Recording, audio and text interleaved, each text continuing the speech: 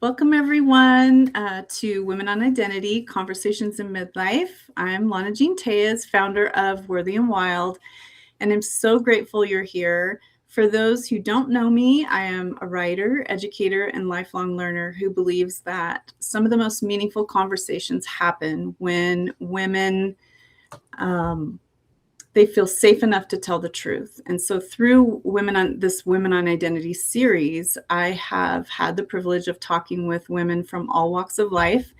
And while every story is unique, the themes that emerge are remarkably similar: identity, courage, self-trust, and the quiet journey of finding our way back to ourselves. So my hope is that with these conversations that we remind every woman listening that she is never as alone as she thinks she is. So if you've been following the Women on Identity series, you know these conversations are an extension of the stories shared in the articles.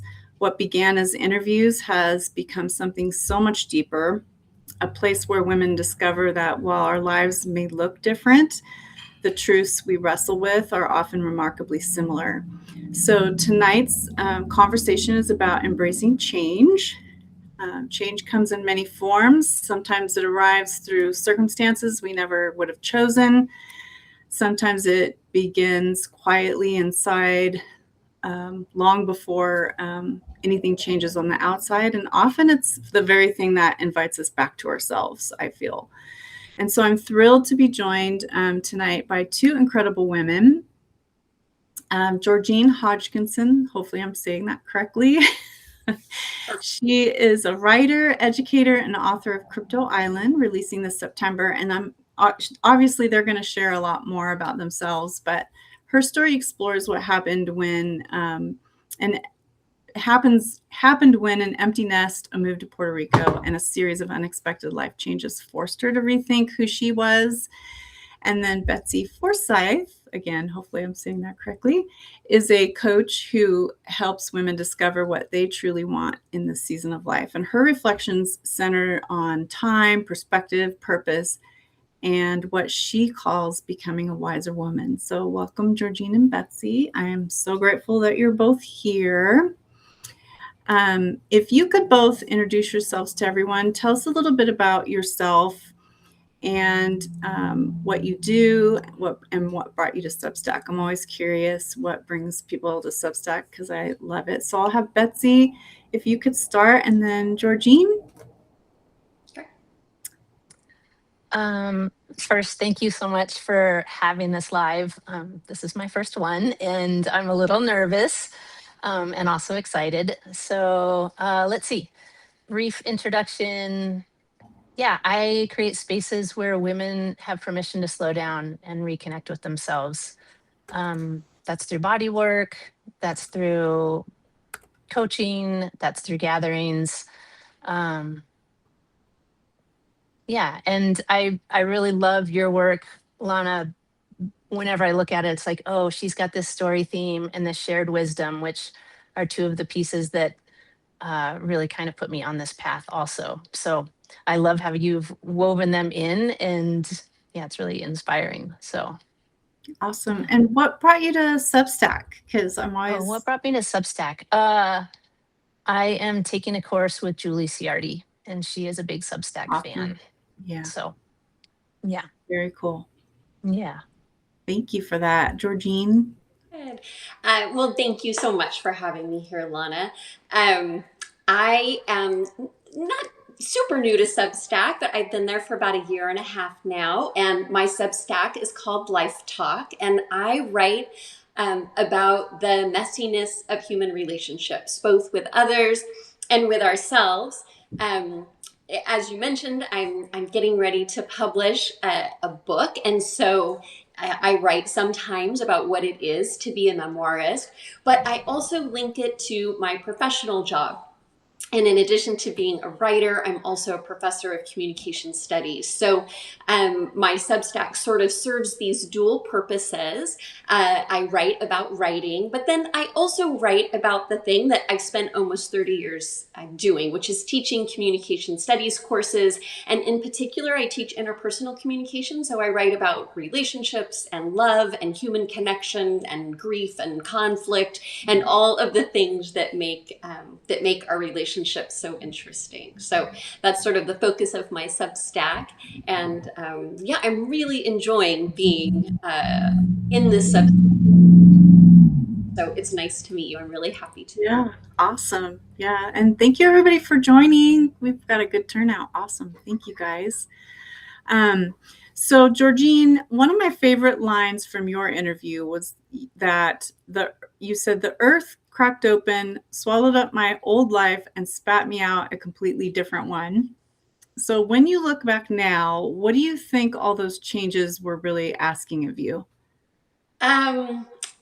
So I guess I should just, in answering that, I sort of need to give a little context. So I really had spent like 20 years cultivating a life that felt really predictable and really stable. I'd had a kind of a wild adolescence and a lot of instability growing up. And so in reaction to that as an adult, I'd worked very hard to be in control of everything. And then at 50, I experienced some pretty dramatic life changes. We relocated to Puerto Rico. I was in a foreign place. A lot of crazy things happened that year.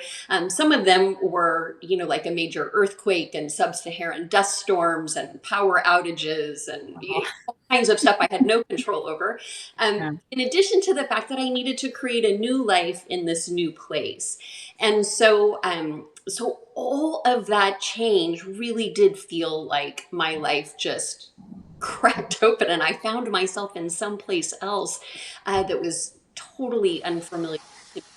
And to be honest, it was really challenging at first. And this all happened the first year of the pandemic. It was Wow. the same year that the last of my four daughters went away to college, so I was an empty nester, and it really felt like the world sort of got flipped on its head. And when we relocated to Puerto Rico, I also got involved with the cryptocurrency community there, which is sort of a wild community, and it was fascinating, but again, something completely outside of my comfort zone. So, it was all the kinds of stuff you couldn't really imagine. And then there I was in this new and different place. Wow. Yeah. So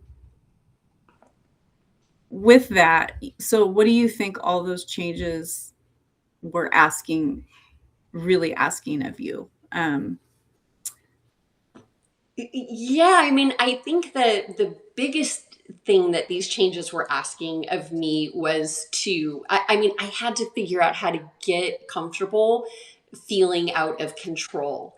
Yeah. Um, and of course, I teach about relationships. I knew, like, theoretically the problems associated with being wound too tight, being so attached to feeling like I had everything under control. But it's one thing to think it; it's another thing to really experience it, um, because you don't have control anymore. And Right.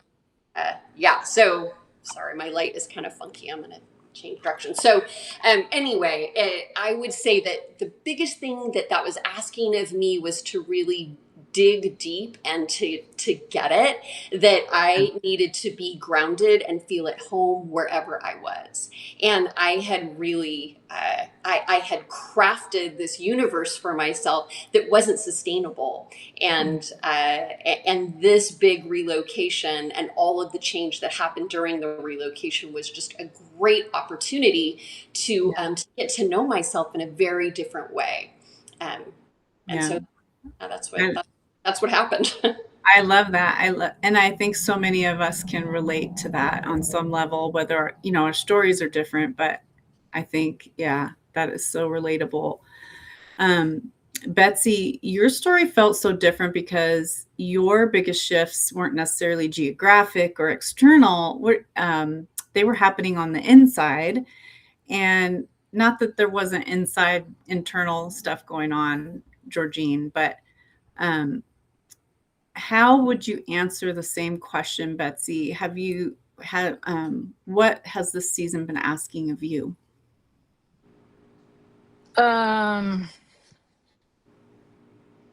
Gosh, I'm like, we're talking midlife in general. We're talking, Yeah, midlife or just dealing with those internal issues of midlife, right? Like, what did that ask of you? What did you have to dig deep to deal with in order to, overcome some of those challenges?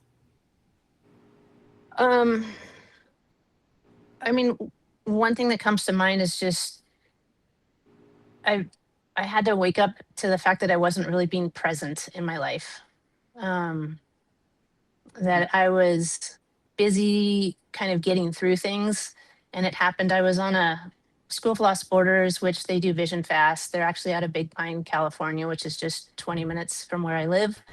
And I was out on a course, and you go out for, they're shorter courses. So they're 8 days, and then you do a vision fast, which on a 8 day course is only a 24-hour, like a solo, where you're out there just with water, with a sleeping bag, with a tarp, and a journal, pretty much.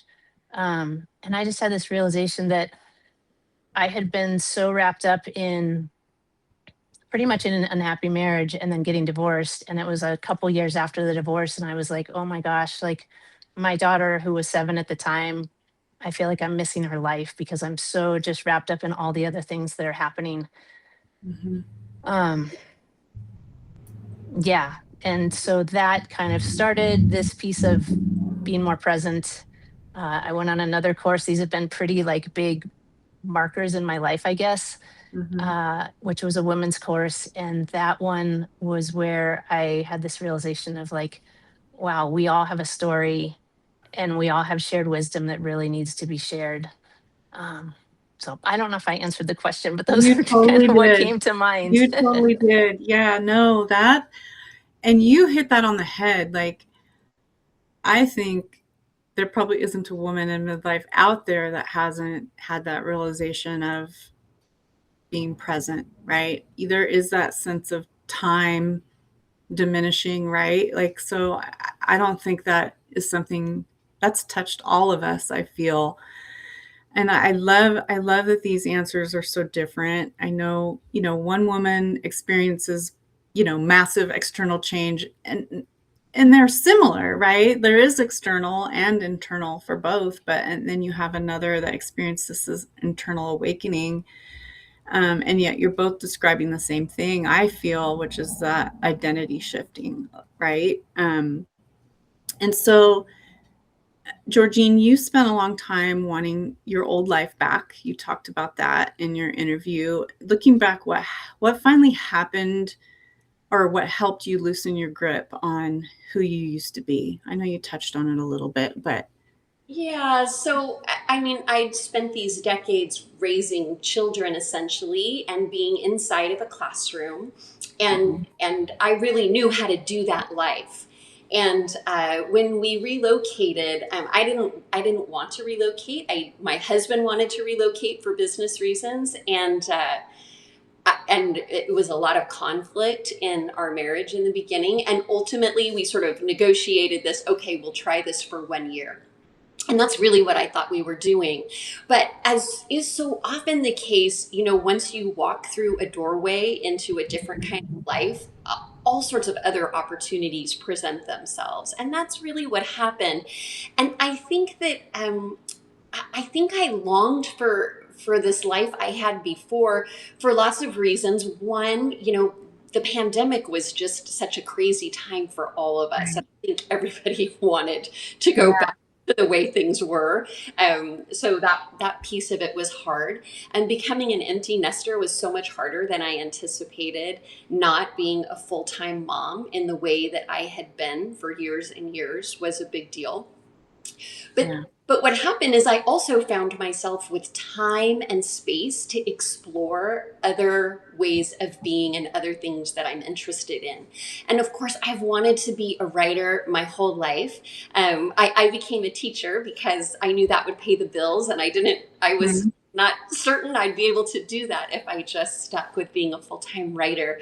Um, but of course, I just, once I had time and space to do the kind of writing I've always wanted to do, I felt like just sort of the lid came off my imagination. And all of a sudden, I realized, I wasn't just the teacher I had been for 30 years, and I wasn't just a full time mom. I also got to be all these other things. And Mhm. so it has been such a fun time of exploration. That's awesome. Um, Betsy, your resistance, looked a little different. It wasn't necessarily a move, but it was almost resisting the realization that time feels different now. Can you talk about that a little bit and kind of what you went through? Um, I'm not sure exactly what you're referring to, like which part of my story, because we had this conversation a long time ago, and um, Well, you've talked just I think just pick something that moved you. Doesn't have to necessarily be from our interview either. Just um, you've talked about time in general and mm, being more present and just you know that realization of yeah, how did that come about. I mean, you did talk a little bit about your divorce, and I think we can all relate to that. We get so absorbed in things that are happening around us. hmm So just kind of expand on that a little bit more. um, yeah, just where life is, where it's so easy to focus on other people and what's going on with them. I know that's been a pattern of mine.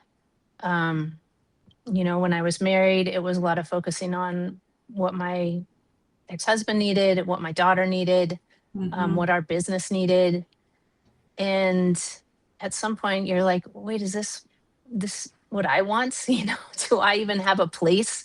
Is Right. my life just holding it together for everyone else? Um, that's been something I've been thinking a lot about recently, is just how I think a lot of us as women, that's a role that we end up taking on. Yeah, And I it can agree. be really hard to find your way out of that, right? It feels like if I don't do Yeah. it, then everything's going to collapse and fall Yeah. apart. And so Yeah, I yeah, agree. it's been that.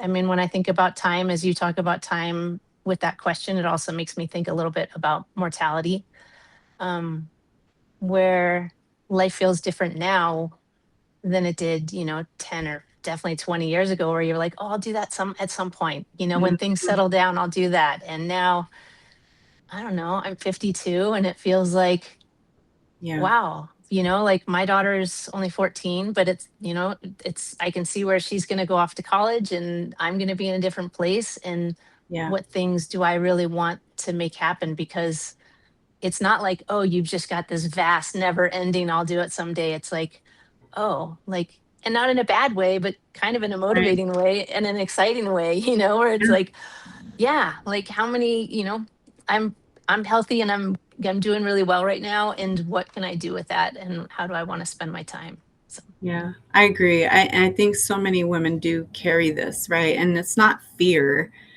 it's awareness, like you're saying, right? That time suddenly becomes more precious. Not, and mm, like I said, not in a fearful way, but I in my last live we talked about it just kind of lights a fire yeah, um for us to, now we realize, okay, now we can get stuff done. And we in some ways have the time to do that where we didn't necessarily before. Um, so Betsy, I'm going to ask you first this time. One thing that really stood out to me was that you became less willing to invest your energy where it isn't reciprocated. You mentioned that in your interview questions, and that's such a powerful shift.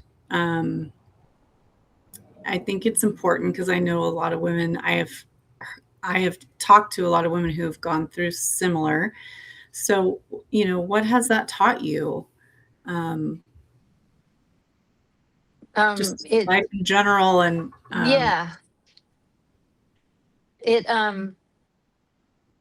I feel like at some point in the past couple years, I just got to a point where it didn't feel like the energy that I was putting out was being reciprocated, in friendships, in, I mean, a lot of it in friendships is where it really stood out to me. I'm fortunate. I feel like my partner and I are kind of on similar levels, and that feels pretty good. But there are people in my life that have maybe been there a long time.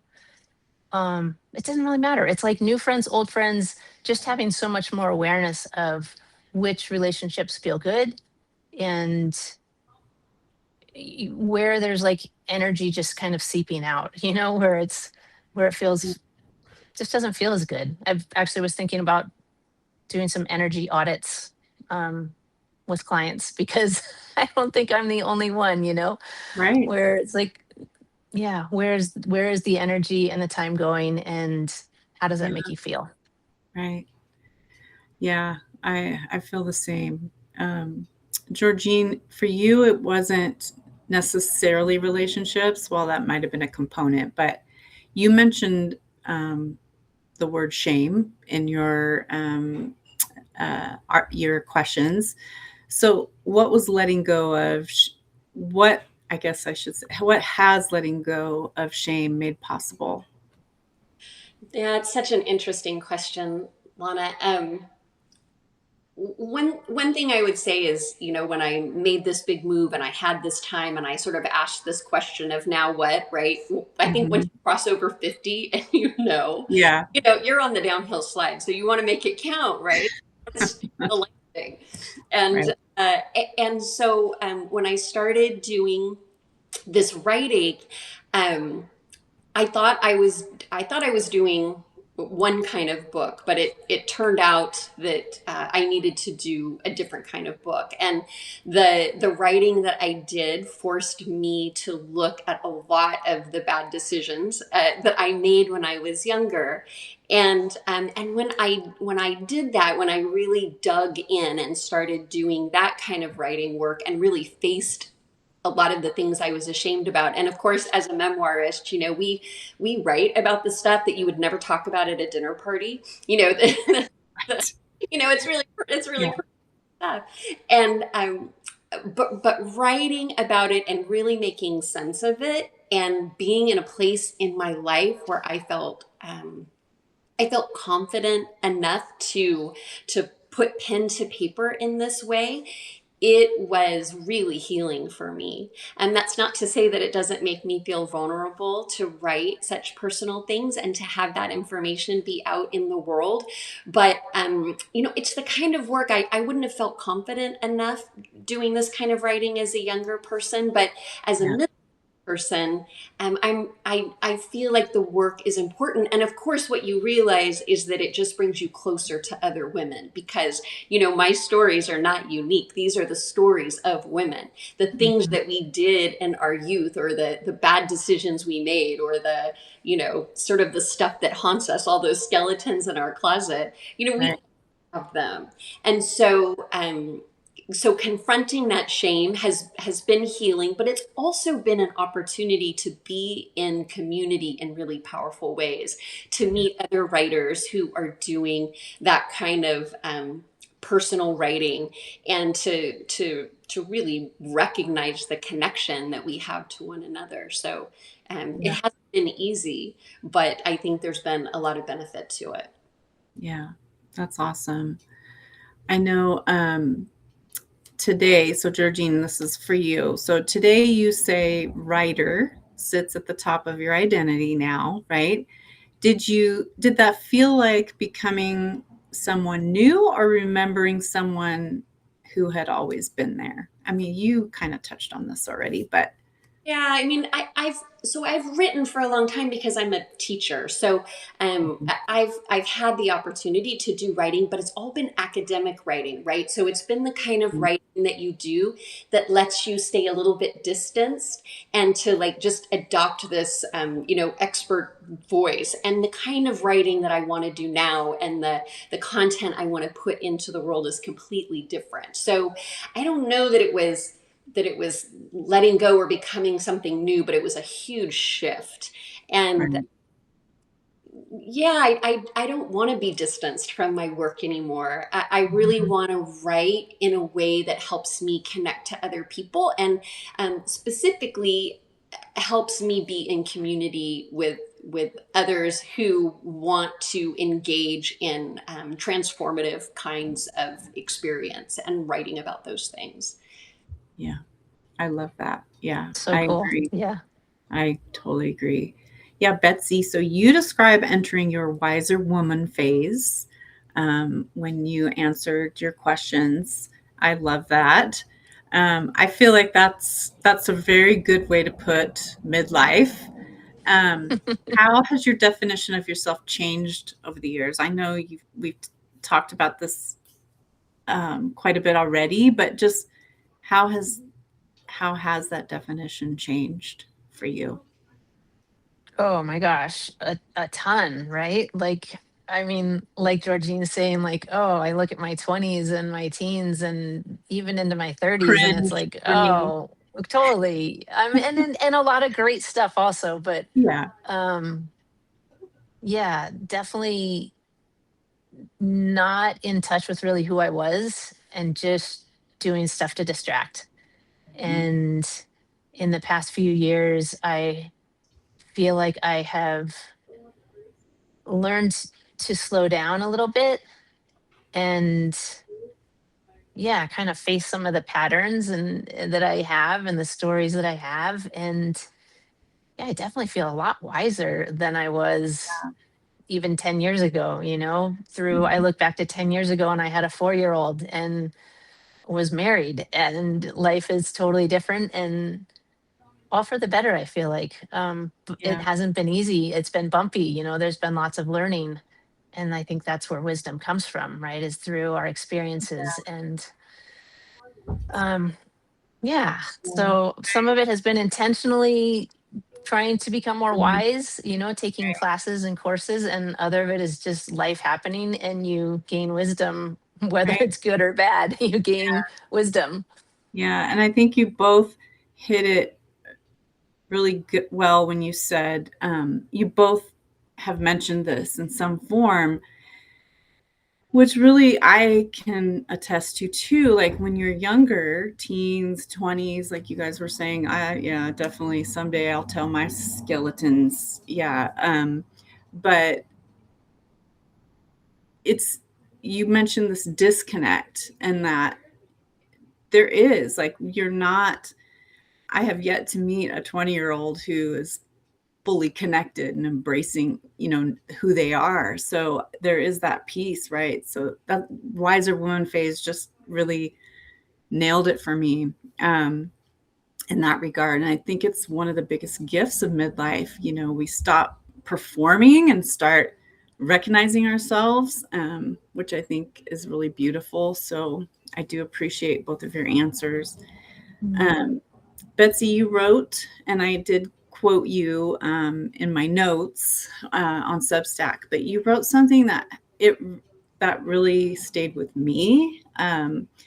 You said that at 40, I thought everything was falling apart. I can relate. I mean, even at 40, we still don't have it figured out, right? I mean, it's always a work in progress, but you said at 40, I thought everything was falling apart. Now at 52, I realize how much I had to appreciate. And I know at 60, I'll probably feel the same way about 52.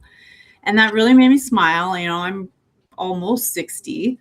Um, and I You feel the are. same. It's like, so tell us more about what that perspective means to you now. I really loved that quote. um, just just how I mean, there's two ways to look at that, right? Like As we gain wisdom, I mean, it started out like part of that quote is looking at my body, like the actual physical changes of my body, Mhm. where it was like, at 40, I remember first discovering some crepey skin on my arm. And I was like, oh God, what's this? And To now have at that back, 50, right? yeah, exactly. Like I feel Can like I have that? you're putting a Yeah, more beautiful spin on it when really like a lot yeah. of that quote for me was like on a physical level of being Mhm. 50 and being like, oh wow, my body is doing totally different things, and 40, Yeah. looked really Yep. great, and at 60, like, so it's just a matter of again being present and Mhm. knowing that, like, not that things are going to get worse, but like that there's a lot of beauty in the present moment. And Yeah. so at 60, I know I'll look back at 50 and be like, wow, that was, I mean, I'd like to look back and be like, that was a cool time. And now this Mhm. is, there's even room for more growth or more wonder or more awe or more curiosity. Right. Um, yeah, aging is a funny thing. It sure is. Yeah, and that quote where they say, like, "You're the youngest you'll ever be," Mhm. um, I it's so true. Yeah. It's so true. Um, It humbles us for sure, doesn't it? yeah, it does. I But know, Sort I of, but I also, like we just said, like, I wouldn't want to go back to my 20s really, I like, know. yeah, so just being younger isn't always a great thing. Like there is No. beauty and wisdom in the aging process. So, Yeah, it'd just be nice to look in the mirror and feel how you feel, right? I mean, yes. there's lots of spins to that, and people have a lot of different opinions on that, but I do feel that when I read that, people in the notes, because we all follow similar people, right? And they'll say similar comments. So I totally can relate. Um, Georgine, your closing line was just as beautiful. You guys had such amazing things to say. But you said beautiful patterns of possibility await. I flippin' love that. What are those words? Will you read that again a little bit slower? Sorry, beautiful patterns of possibility await. Yeah, Love it. I would say that that comes from sort of a lesson that I've written. Sort of, it came from part of an essay where in interpersonal communication, when we talk about identity, when you read about it in textbooks, they often will say that identity is like a rubber band, that our identities are stretched but then they bounce back to their original shape more or less. And as I get older, it feels to me like sometimes we just snap. I mean, we become different people. We are not the same people we were at 16 and at 25 and at 35 and Um, 55. That we really do change. And so this idea of sort of knitting yourself into a different pattern, I think is totally accessible to us as midlife women, especially, and right. just really midlife people. And that, all of these experiences that might have been challenging give us such wisdom that they help us sort of knit ourselves into something else should we choose to do so. And I Mhm. really do believe that. That beautiful patterns of possibility await us if you're willing to unravel. Right? It doesn't Right. usually come without some work. They say nobody finds God after winning the lottery. And it's sort of this idea that sometimes it's those moments when real challenge presents itself, when the universe cracks open and something hard happens. We lose a job, we lose a loved one, we have a major health issue. But it's in those moments that then we have an opportunity to really to define what the next phase of our life is going to look like. And I think that there's something valuable in and head in a different direction. And we get to, it's the, the messy beautiful part of being a human. Right. Mm, I absolutely love that. Perspective and possibility, right? They're both they're sisters, right? And I love your analogy of the knitting, because it is so true. It's this unraveling to put ourselves back, right? And so I love that. It's perfect. So I'd love to hear both of your thoughts on this one. Do you think change is something we eventually become comfortable with, or do we simply become more willing to trust ourselves through it? And I'll let Georgine answer and then Betsy. Um, Boy, it's such a, I mean, perspective is such a Or key. something totally different. Yeah. So, I mean, I guess we're all kind of wired in different ways, right? I certainly have friends who, oh my God, they're so go with the flow and they're Mhm. open to change, and I admire that so much. I've never been that way. So I really like to feel like I've got things under control, right? Mhm. And so for me, change is very often challenging. I don't come to it naturally, and yet when I've embraced it, um, I have found amazing opportunity waits on the other side. So, I'm working on it. I'm getting better about accepting change, and I think that it's enriching my life in important ways. But yeah, it doesn't. It's not really in my DNA to love. Yeah. But here we are, and the truth is, this none of us get to avoid it. I mean, Yeah. if you want to live an interesting and deep and meaningful life, right? Yeah. Figuring out ways to embrace it are a part of the work that we've got to do. Yeah, for sure. I love that. Betsy, what about you? Do you think change is something we eventually become comfortable with, or do we simply become more willing to trust ourselves through it? I think the latter. I do think we just learn to trust ourselves through it more. Because I know I'm a little resistant to it also, in just Mhm. about any which way. Like even if it's like how my eggs are being made, it's like, Yeah. that's not how I normally do it. There's Right. always that. Um, Mhm. so I think, yeah, we just become more comfortable knowing that we have the ability to roll with it a little bit more, especially if you've Right. been forced into it a lot. Right. Experience brings comfort, where you're like, oh, I've got this. Like I made it through that last thing.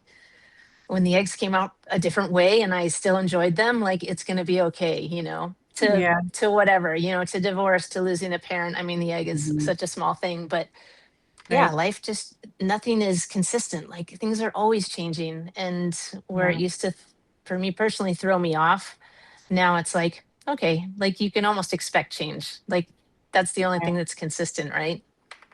Right. Yeah, where they say change is the only constant. I Yeah. think Yeah. too, as we age, um, I find that I take myself so much less seriously, right? And there's a lot of joy in that when you Yeah. sort of, uh, Mhm. sort of laugh at whatever the kerfuffle is that you find yourself. Uh, is not to take ourselves so seriously. And as a Mm, woman, a woman like fighting for her career and raising her children, there's so much that you feel and very serious about.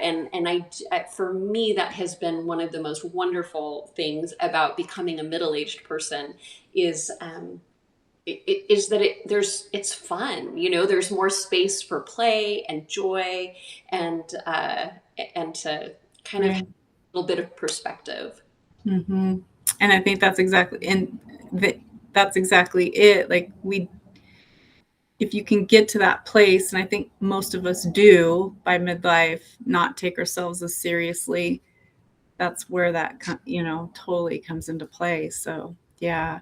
Emmett made a comment and said change kind of sneaks up on you before you even realize it sometimes, then it's all of a sudden upon you. And I think, yeah, um, definitely can relate to that. Me too. me um, three. yeah. And I know everyone watching, but I definitely took some notes on things that you guys shared. So it's really been awesome. Um, I do have, so I ask every woman this because I think it's, you know, something that matters a lot. There is a woman listening tonight out there. Maybe she's grieving who she used to be. Maybe she's standing at the edge of a change she didn't choose. Um, but, maybe she's just afraid. What do you want her to know? Betsy, I'll have you go first, and then Georgine. Gosh, all the answers feel cliche, like very I cliche know. when I think it through. It's like, oh, it's gonna, like everything kind of just keeps moving forward and consistently changing. Mhm. I think like a theme for me is just slowing down, uh, and trying to, let's see, I read a really good quote on Instagram the other day that said, release the oars.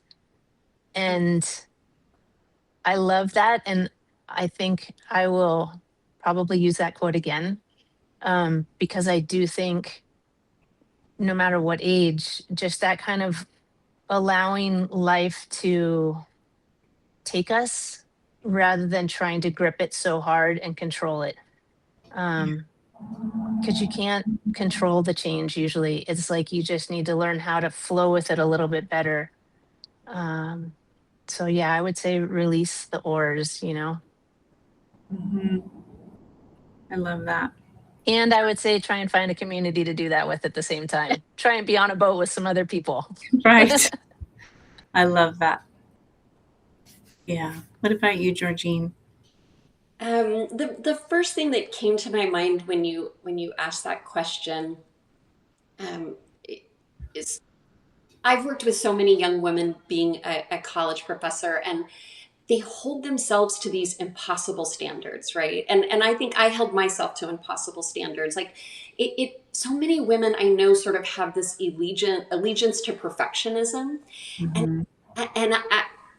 I would say, to the best of our ability, I love the release the oars suggestion, but to the best of our ability, we got to let some of that go. And it's okay to make mistakes. It's okay to make the wrong choice. It's okay to take risks. It's in those moments of letting go of our allegiance to perfectionism that magic really can happen. Mm-hmm. And it's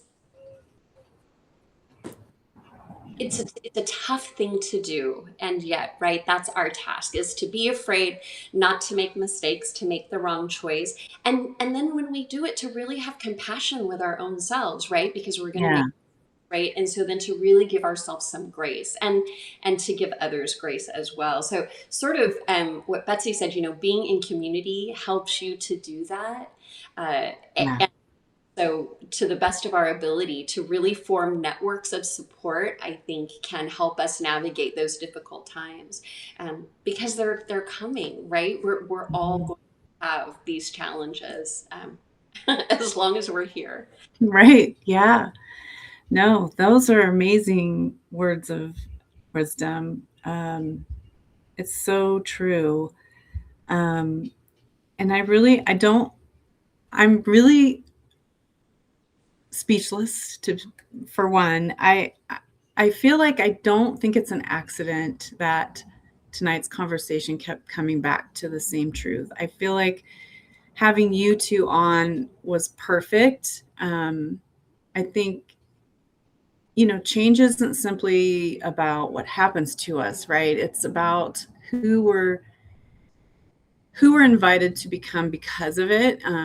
Georgine, you reminded us that beautiful patterns of possibility. I just love that quote. Await when we're willing to unravel. I just absolutely love that.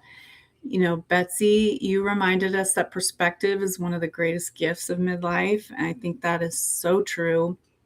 And together, you've reminded all of us that maybe embracing change isn't about having necessarily less fear, right? It's just about having more trust.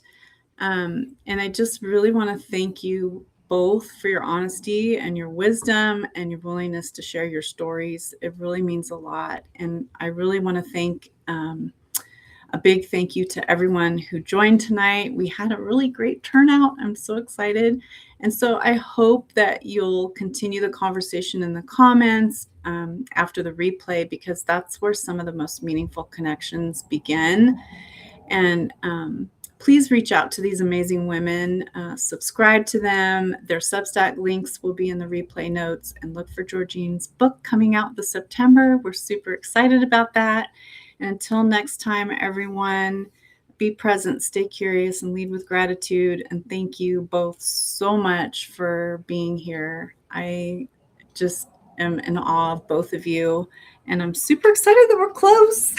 I'm going to reach out. So please do. Thank you, everybody, for joining. Really, yeah, I agree, Rhonda. Very resilient, strong women. So thank you both so much. It was really nice to meet thank you. you. Good to meet you in person. Yeah. So thank you. Have a good night, everyone. And thank you for joining. Bye-bye, everybody. Bye.